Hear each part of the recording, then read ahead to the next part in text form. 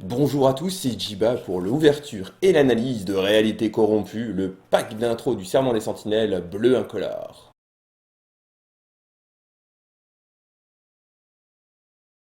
Alors que va-t-on retrouver dans cette réalité corrompue? Si je n'ai pas trop la flemme durant le montage, mais je sais pas trop comment faire ça, je mettrais bien une sorte d'effet distordu sur l'écran pendant que j'ouvre là. Ça serait assez rigolo. Je vais essayer de voir si j'arrive à faire ça. Voilà, on met ça de côté. Alors comme d'habitude, vous avez votre jeu ici, votre boîte avec des choses cachées dedans. Bien cachées en plus, voilà.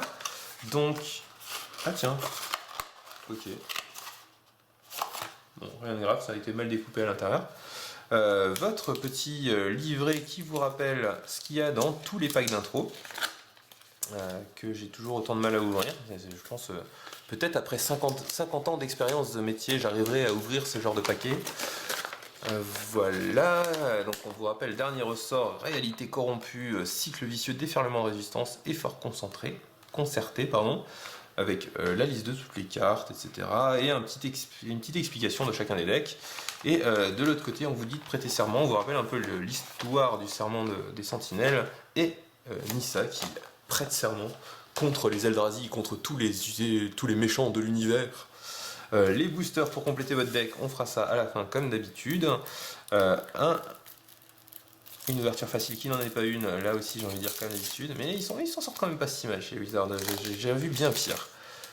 Tac, alors le livret explicatif pour si vous avez toujours des soucis avec les règles de base de Magic, ça fait toujours un bon rappel. Et voyons voir donc ce qu'il y a dans ce jeu.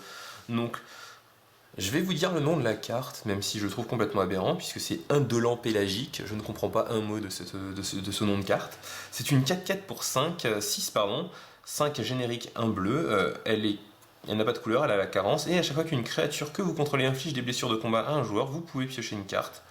Et en plus, elle rend pour 3 incolores et pour 3 génériques et un incolore, pardon, une créature imbloquable ce tour-ci.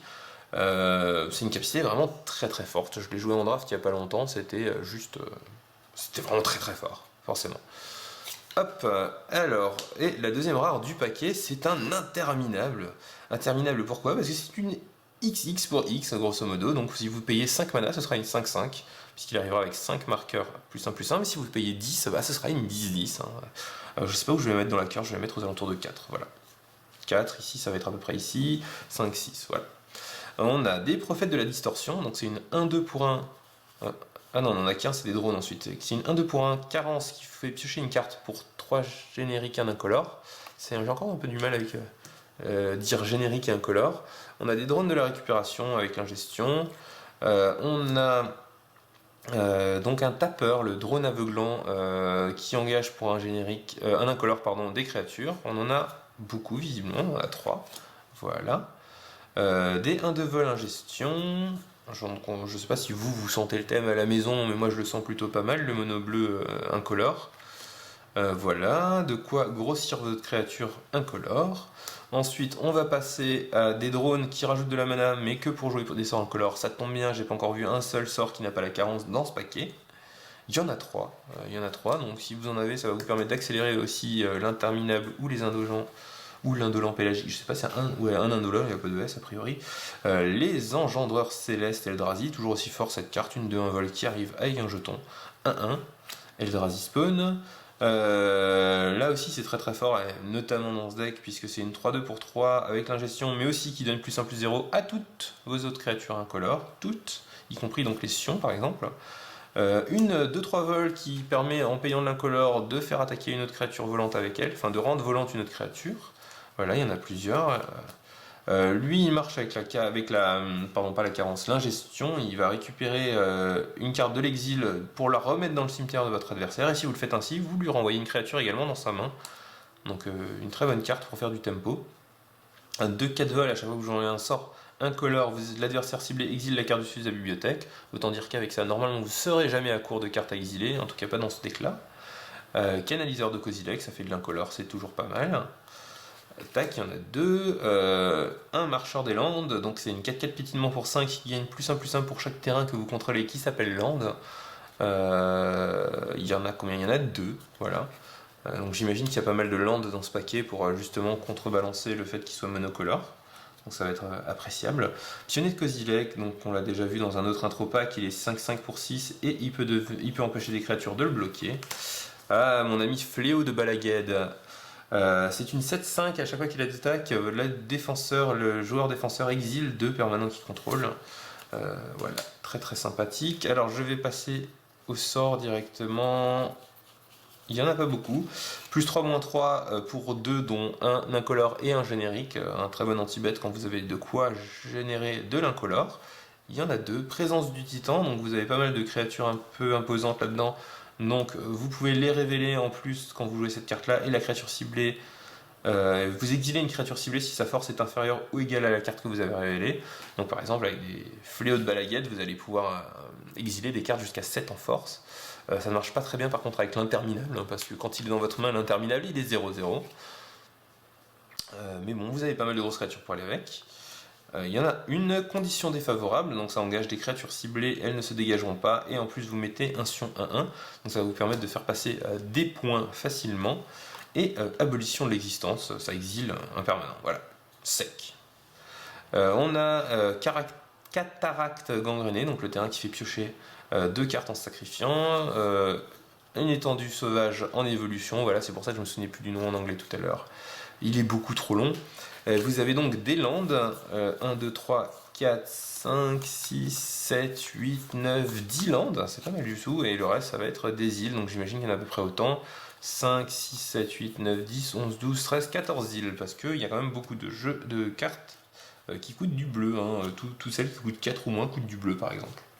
En tout cas dans les créatures, ouais, 4 ou moins ça ne compte pas ici. Je l'ai décidé.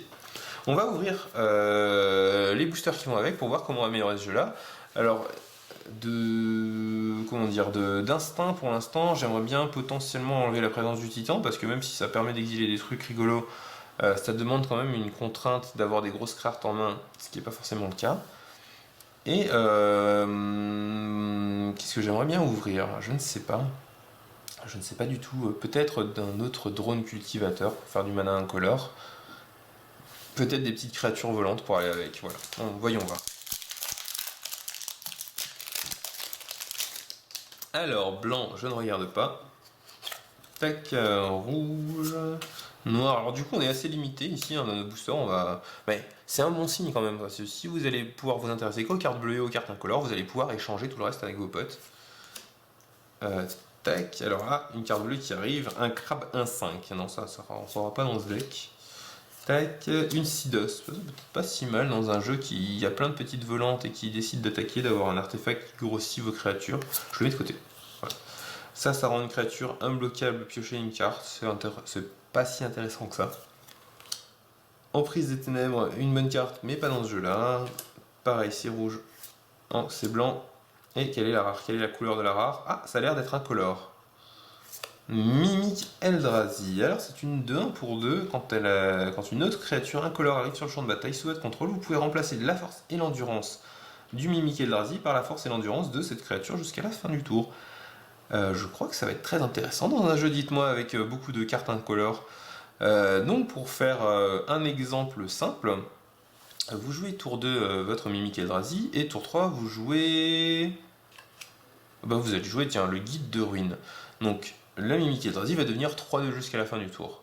Au tour d'après, vous allez jouer... qu'est-ce qu'on a de sympathique? On va jouer le Moissonneur des Pensées. Le Mimic Eldrazi va devenir 2-4 jusqu'à la fin du tour. Vous allez pouvoir attaquer. Tour d'après, un interminable à 5 mana. Vous allez donc jouer une 5-5. Il peut devenir 5-5 jusqu'à la fin du tour. Et je vous parle pas des 7-5 ou des 6-6 derrière ou des 5-5. Là, ça va faire des grosses créatures. C'est plutôt intéressant. Ça rentre pas mal dans le thème incolore, il n'y a pas de raison. Et en plus, c'est une carte à 2 mana qui va...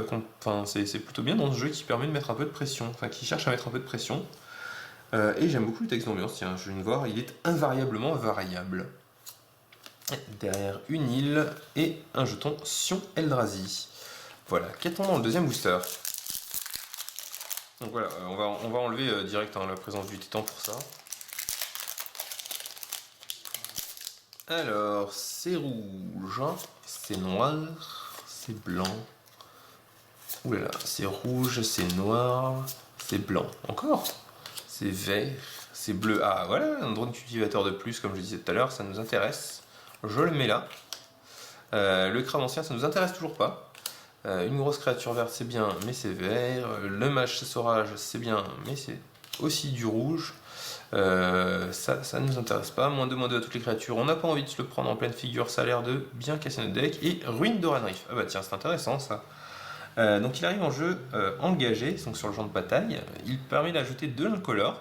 Et il permet également de mettre un marqueur +1/+1 sur une créature incolore ciblée qui est arrivée sur le champ de bataille ce tour-ci. Donc ça marche très bien avec tout votre deck. Ça va remplacer un land très avantageusement. Ensuite, une île et un autre sion. Il est intéressant ce sion-là. Je sais pas ce que vous en pensez, il est rigolo, je trouve, il est mignon. Voilà, donc on va remplacer une lande a priori par une ruine d'Oranriff assez facilement dans ce jeu-là. Et on va essayer de rentrer le deuxième drone cultivateur. Alors donc je pense que le Sidos ce sera pas la peine. Qu'est-ce qu'on va pouvoir enlever pour un drone cultivateur? J'enlèverais bien une carte à 1. Parce que le drone de récupération n'est pas si balèze que ça. C'est intéressant, c'est compliqué. Dites-moi ce que vous aurez enlevé dans les commentaires, n'hésitez pas. Peut-être, non, ça c'est quand même bien, même si ça augmente que la défense et qu'on veut attaquer quand même. Qu'est-ce qu'on pourrait enlever? Ça exile, un enjambeur c'est pas mal, les négateurs ça fait voler. J'ai pas envie d'enlever une grosse créature, moi je pense que j'ai enlevé un drone de récupération parce que c'est pas si fort et puis vous allez vouloir attaquer un peu tout au long de votre cœur. Les 1 pour 1 c'est pas si intéressant que ça dans votre deck. Vous avez vraiment peu de manières de vraiment rentabiliser le fait d'avoir des 1 pour 1. Donc on va enlever ça. Autant le prophète de la distorsion, voilà, j'en aurais aimé ouvrir un autre pour remplacer la deuxième 1-1 et en plus elle permet de piocher des cartes sur le long terme. Donc c'est pas si mal comme carte à 1 mana. Voilà, le drone de récupération est un peu moins fort. Et ben voilà pour ce deck qui a l'air plutôt sympathique. C'est toujours intéressant de voir toutes les synergies qu'on peut faire dans un jeu incolore. On l'a pas beaucoup amélioré avec notre mimique qui est plus une carte sympathique et un peu intéressante à jouer qu'une carte vraiment forte dans ce jeu là. Mais voilà, on a un deck tout à fait jouable et tout à fait sympathique.